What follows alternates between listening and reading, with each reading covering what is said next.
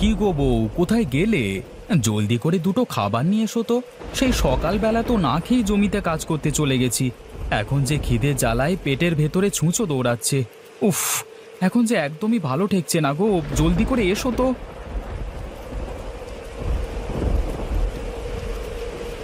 ওগো, এই নাও লাঠি।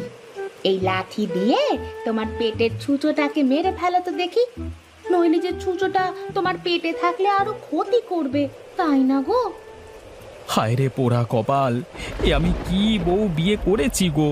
শেষে কিনা একটা বোকা বউ বিয়ে করে নিজের কপালে নিজেই কুড়ুল মারছি। হায় হায় হায় হায়, আমার জীবনটাই বুঝি একেবারে শেষ হয়ে গেল। এই বোকা বউকে নিয়ে আমি কিভাবে সংসার করব, কে জানে বাবা। ওগো, আমি আবার কি করেছি গো? তুমি এত রেগে যাচ্ছ কেন? আমি তো তোমার ভালোর জন্যই ছুঁচোটাকে মারতে একটা লাঠি নিয়ে এসেছি। তুমি আর দেরি না করে এখুনি এখুনি লাঠি দিয়ে তোমার পেটের ছুঁচোটাকে একেবারে মেরে ফেলো তো। লাঠি দিয়ে আমার পেটে ছুঁচো মারতে হবে না গো, ওই লাঠি দিয়ে আমার মাথায় একটা বাড়ি দাও, আমি মরে যাই।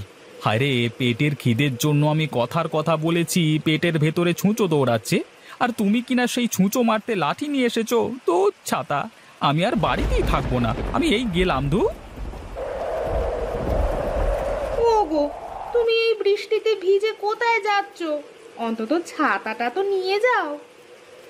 আরে রাখো তোমার ছাতা, খিদের জ্বালায় পেট হচ্ছে ভাজা ভাজা, আর তুমি কিনা নিয়ে এসেছো ছাতা, যত সব। আশ্চর্য, উনি রেগে গেলেন কেন? আমি আবার কি করলাম? আমি তো তার ভালোর জন্যই লাঠিটা নিয়ে এসেছিলাম, কিন্তু সে কিনা আমাকে ভুল বুঝলো।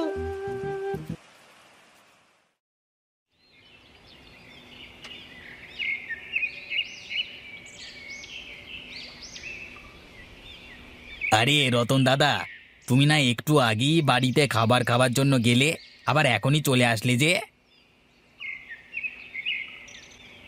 আর বলো না দাদা, এই বোকা বউকে বিয়ে করে পড়েছি এক বিপদে। আমি খিদের জ্বালায় বলেছি, ওগো বউ, খিদের জ্বালায় পেটের ভেতরে ছুঁচো দৌড়াচ্ছে, আর সে কিনা আমার জন্য একটা লাঠি নিয়ে এসেছে সেই ছুঁচোকে মারতে। এসব কি বলছো তুমি দাদা? আরে দুনিয়াতে এরকম বোকা হয় নাকি গো? বলতে হবে রতন দাদা, তুমি একটা ভালো বউই পেয়েছো, হ্যাঁ? আর ভালো বউটা হলো বোকা। আরে হেসো না দাদা, হেসো না। তুমিও যখন এরকম একটা বোকা বউ পাবে, তখন হারে হারে টের পাবে যে বোকা বউ নিয়ে সংসার করা কি জ্বালা। তোমার মতো অত বোকা আমি নই যে একটা বোকা বউ বিয়ে করে ঘরে আনবো, বুঝলে?